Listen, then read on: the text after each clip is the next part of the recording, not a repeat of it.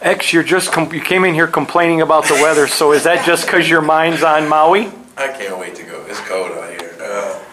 No, I'm excited though, just to go to Hawaii. I've never been to Hawaii before. I always dreamed of going to Hawaii as like a vacation, but this is kind of going to be like a business trip, but still excited either way. Is to me, I'm mad that you're not taking her for like a little honeymoon.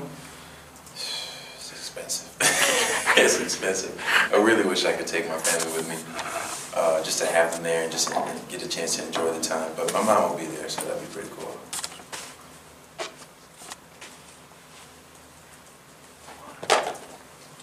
Actually, I was saying the same thing. Coach Izzo kept mentioning last year the Vegas tournament. As the year went on, he kept referencing that back and the experience you guys got out there. As a guy who's gone through this a couple of times, what do you think that value is, maybe for some of your younger teammates, I guess, to experience winning something or winning a championship early in the season like you guys have this opportunity to do?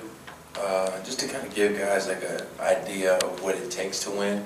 I remember when we played in the PK80, like as soon as the game was over, I think we relaxed for maybe like an hour or two, and then we were right into film work. We were right away studying the next team that we were going to play or watching the next game. So we were definitely really like locked in after each and every game. So it's really going to give them a chance to see what it takes to really get a championship.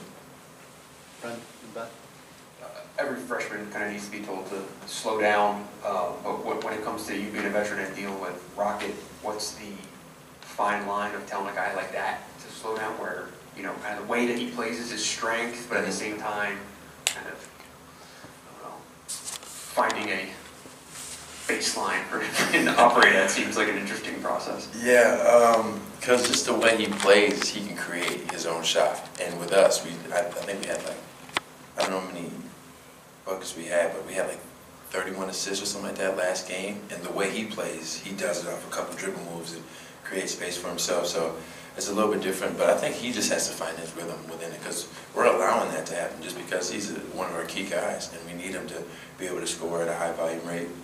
So I think for him, he's just got to find his rhythm. Chris? For these tournaments in November, early December, how much emphasis does Coach put on them? And what do you think these tournaments add to his legacy? How much do you think they add to what he's done with Final Fours and everything else in terms of building them? It only helps by showing how much of a winner he really is. I remember coming in freshman, winning the PK80, then winning the Big Ten regular season. Then last year we won the Las Vegas, and then we won the Big Ten, and then we won the Big Ten. Like since I've been here, his resume has just been increasing and increasing, and it always starts in November. So this would just be another key piece to win, and this is a big time tournament too. I've always grown up watching this tournament, so it'll be big. Aaron was mentioning that he can't wait to feel the sand between his toes. So I'm just kind of curious with you, when it comes to when you're not watching film and you're not, you know, working really hard in practice, what are you looking forward to when it comes to this trip, maybe in being in Hawaii? Getting on the beach for sure. That would be fun, just to get on the beach. I don't know, experience some Hawaiian food. Kind of just get out there, learn a little bit about the culture and stuff like that. But really just kick back in the sun and relax just for a little bit. And I know Izzo was mentioning this I think after the game, that going out there, he's learned over the years that the weather is going to be so much different, and so you guys are dealing with not cramping up. So maybe how will you approach it differently when it comes to practice in that aspect?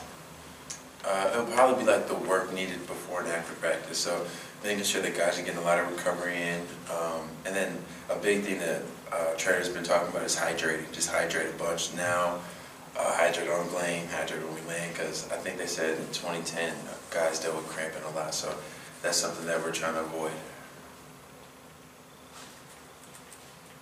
You mentioned that too. I mean, for you guys to take that long of a flight, there's you know, you got kind of the Portland experience. I mean, how does that affect big guys? I mean, I don't know. This is going to be my first time, so I'll kind of figure out how I feel when I land. I don't think my legs are going to feel too good about it when we get off the plane, but honestly, I don't know how it's going to feel. I've never been on a 10-plus hour flight before. Any other questions? Thanks, everybody.